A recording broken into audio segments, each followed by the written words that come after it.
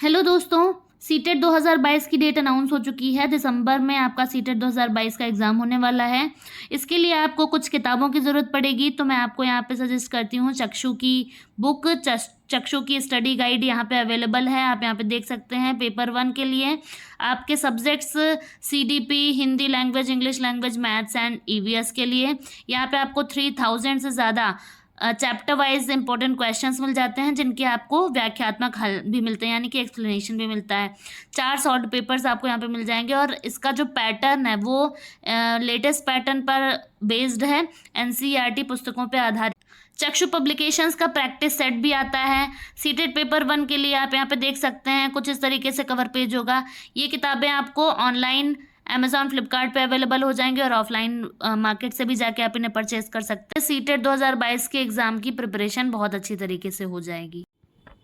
आज हम लोग यहाँ पे करने वाले हैं सीटेट परीक्षा 2021 के कुछ क्वेश्चंस, जो कि क्वेश्चन आपके लिए बहुत ज़्यादा इंपॉर्टेंट होंगे। तो यहाँ पे आप देख सकते हैं, पहला क्वेश्चन आपके स्क्रीन के सामने आ गया है। निम्न में से अधिगम का कौन सा परिप्रेक्ष्य यह कहता है कि ठोस प्रलोभनों और पुरस्कारों द्वारा विद्यार्थियों को सीखने के लिए अभिप्रेरित किया जा सकता है?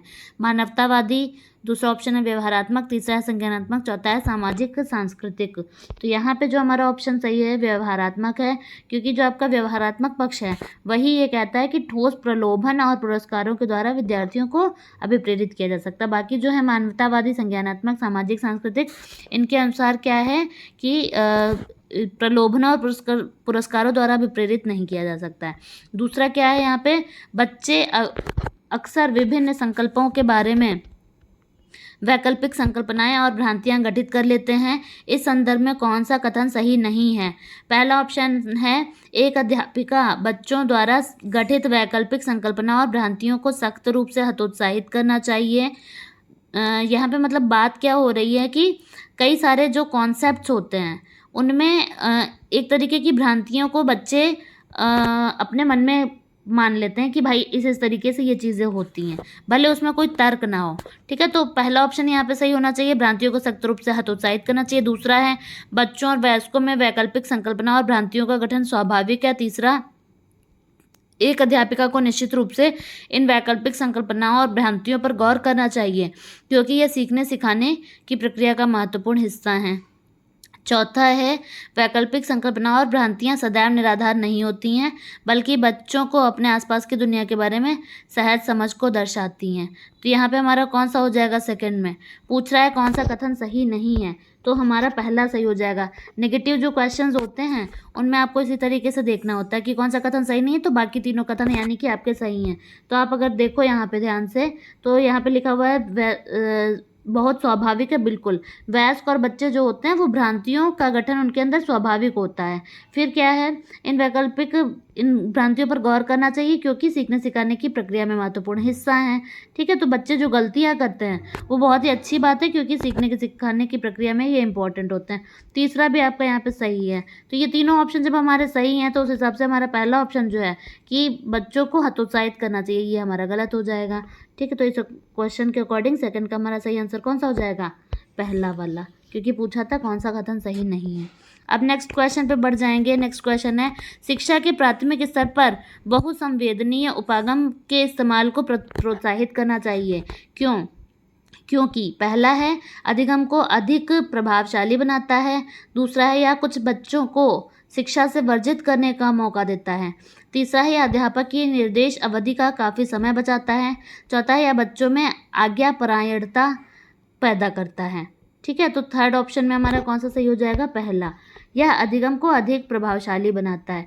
बहुसंवेदनीय उपागम यानी कि जो आपका हम कह सकते हैं वक्त, VAKT, वक्त, V से विजुअल होता है, A से ऑडियो, K से काइनेस्थेटिक और T से आपका हो जाता है टच करने वाला, यानी कि आपके जो आँखों से देखने वाला, कानों से सुनने वाला, ठीक है, गति और हमारा स्पर्श, ये सारे होते हैं बहुसंवेदनीय उपागम।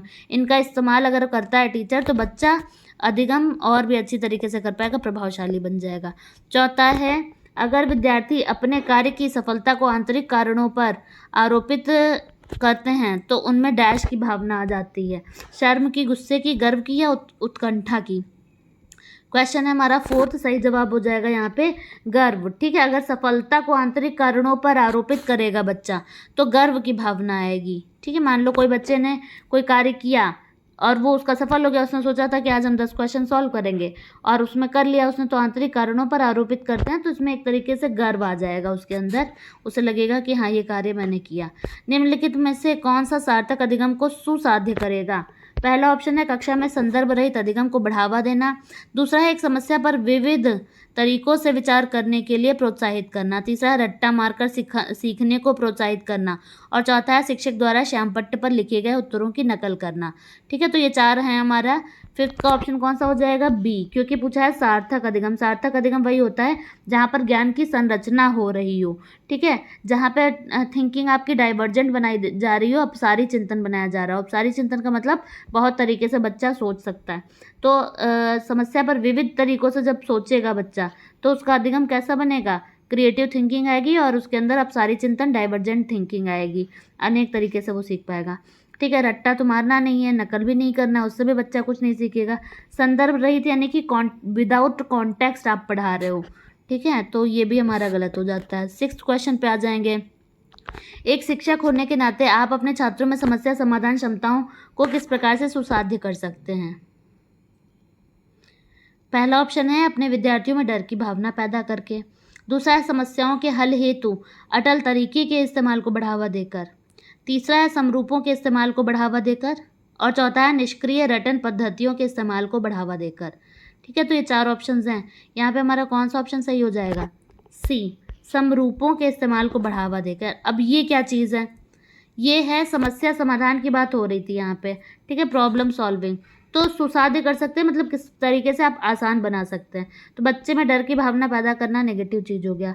अटल तरीके से इस्तेमाल को बढ़ावा यानी कि आपने एक फिक्स्ड पैटर्न बता दिया है बच्चों को, इसी तरीके से समस्या को सॉल्व करना है, तो ये भी गलत हो जाता है। चौथा जो है निष्क्रिय रटन पद्धति, निष्क्रिय नहीं बल्कि हमें सक्रिय रटन पद्धतियों का तो इस्तेमाल हमें करना ही नहीं है। ठीक है, तो सक्रिय हों चाहे निष्क्रिय हों, रटन पद्धतियाँ हमारी हटा दी जाएंगी।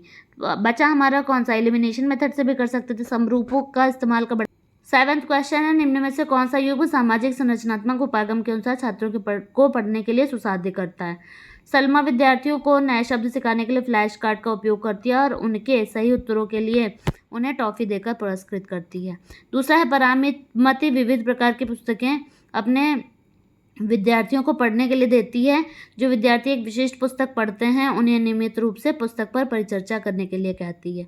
ठीक है, तीसरा हो जाएगा अरुंधति नए शब्दों का अर्थ समझने के लिए संदर्भ संबंधित संकेतों का इस्तेमाल पर बल देती है। चौथा है रेखा अपने विद्यार्थियों को उन शब्दों को 5 बार लिखने के लिए देती है जो वर्तनी परीक्षा में गलत करते हैं। तो ये क्वेश्चन हमारा जो 7th है इसमें आपको 4 ऑप्शंस भी दिए हुए हैं। पहला है कि पहला चौथा सही, दूसरे में है पहला तीसरा सही, तीसरे में है दूसरा तीसरा सही, और चौथे में हो जाएगा पहला दूसरा सही है। तो यहाँ पे आप देख सकते हो कि पहला जो लिखा है इन्होंने फ्लैश कार्ड देकर टॉफ़ी देकर पुरस्कृत कर दिया, नेगेटिव हो जाएगा। ठीक है, टॉफ़ी देकर पुरस्कृत करना गलत बात हो गई। यहाँ पे जो देखिए नियमित रूप से पुस्तक पर परिचर्चा, ये ऑप्शन हमारा एक सही को देखने को मिल रहा है। ठीक है, पुस्तक पर परिचर्चा। तो सेकंड मिला के हमारा ऑप्शन में अगर हम देखें तो तीसरा जाता है या चौथा, अब तीसरे या फिर चौथे ऑप्शन में से हमारा कोई एक सही होगा इन दोनों में से। तो अब तीसरा ऑप्शन देखें, अरुंधति नए शब्दों का इस्तेमाल समझने के लिए, अर्थ समझने के लिए संदर्भ संबंधित संकेतों का इस्तेमाल करती है। तो ये भी हमारा पॉजिटिव दिख रहा है, इस हिसाब से हमारा थर्ड वाला ऑप्शन सही हो जाता है। चौथा जो है 5 बार लिखने के लिए कहती है, ये एक रट्टा मार के सिखाने वाली बात हो गई, इसलिए हमारा यहाँ पे थर्ड वाला सही हो जाएगा सी, यानी कि सेकंड एंड थर्ड ऑप्शन सही है। नेक्स्ट क्वेश्चन पे बढ़ते हैं। अब क्वेश्चन नंबर 8 पे आ जाते हैं। निम्न में अधिगम की कौन सी दशा पर विद्यालयों में सबसे अधिक बल देना चाहिए? पहला है परिवेश से सहभागिता द्वारा कौशलों और ज्ञान का अर्जन। दूसरा है विषय वस्तु को रटना। तीसरा है दूसरों का निष्क्रिय अनुकरण। चौथा है उद्दीपन अनुक्रिया संबंधों द्वारा व्यवहार का अनुबंधन। तो कौन सा यहाँ पे सही हो जाएगा? क्वेश्चन नंबर 8 का हमारा यहाँ पे सही हो जाएगा, तो हमारा यहाँ पर कौन सा ऑप्शन सही हो जाएगा? पहला। ठीक है, परिवेश से सहभागिता द्वारा कौशलों का ज्ञान का अर्जन। नेक्स्ट है अध्यापिका बच्चों को फ़ोन नंबर रटने के लिए फ़ोन नंबर के 10 अंकों को 3-4 अंकों के समूह में बांटकर याद करना सुझाती है। अध्यापिका द्वारा सुझाई गई यह रणनीति क्या कहलाती है? अब मान लो किसी का नंबर है, मेरे पेड नोट्स जो मैं प्रोवाइड करती हूँ आपको सीटेट के लिए, उसका नंबर है 94 73 62 24 62। ठीक है, तो ये है नंबर। क्या नंबर है? आप ले सकते हैं नोट्स भी, 94 73 62 24 62। तो ये है। तो इन्होंने क्या सिखाया? 3-4 अंक को। अब जैसे 9 4 7 3 इस तरीके से हम याद करते तो टाइम लगता, तो 3-4 का अंक हो चाहे 2-2 का अंक हो, ठीक है, जिससे भी आसान होगा वो सिखा देंगी। तो इस रणनीति को हम क्या कहते हैं? सही जवाब यहाँ पे हमारा हो जाएगा, क्या हो जाएगा? ए, खंडीकरण। ठीक है, क्योंकि खंड द्वारा सिखा रही हैं। क्वेश्चन नंबर 10 आ जाता है, छोटे बच्चे ज्ञान की संरचना और अर्थ किस प्रकार निकालते हैं? पहला ऑप्शन है सक्रिय अन्वेषण द्वारा, दूसरा है खेल द्वारा, तीसरा है पदार्थों पर क्रिया और प्रयोग द्वारा, चौथा है सहपाठियों और वयस्कों संग सहभागिता द्वारा। तो यहाँ पे हमारा कौन सा ऑप्शन सही हो जाएगा? पहला ऑप्शन अगर आप देखें यहाँ पे तो है पहला तीसरा। ठीक है, दूसरे में पहला तीसरा चौथा, तीसरे में है पहला दूसरा तीसरा, और चौथे में पहला दूसरा तीसरा चौथा। तो देखिए यहाँ पे हमारे चारों ऑप्शन सही हैं। सक्रिय अन्वेषण द्वारा भी सही है, खेल द्वारा भी, पदार्थों पर क्रिया और प्रयोग जब बच्चे करते हैं तो उससे भी बहुत अच्छी तरीके से सीखते हैं, और सहपाठी और वयस्क भी जब उसमें पार्टिसिपेट कर लें तब तो क्या ही कहने, तब तो बच्चे एकदम बेस्ट तरीके से सीखेंगे। इसलिए चारों ऑप्शन जो है हमारे यहाँ पे सही हो जाते हैं। तो ये हमने 2021 के पेपर के सीटेट में 2021 का पेपर जो आपका 1 जनवरी को संपन्न हुआ था उसके 10 क्वेश्चंस किए हैं अभी। ठीक है, अभी आपका दिसंबर में पेपर होना है। चैनल पर आप बने रहें, एक एक करके आपको सारी चीज़ें यहाँ पे कवर करवाई जाएंगी। इस चैनल को ज़रूर से सब्सक्राइब करके रखें, बेल आइकन प्रेस करें जिससे आने वाला वीडियो सबसे पहले आपके पास पहुँचे। Thank you everyone. Take a very good care of yourselves. Thanks for watching.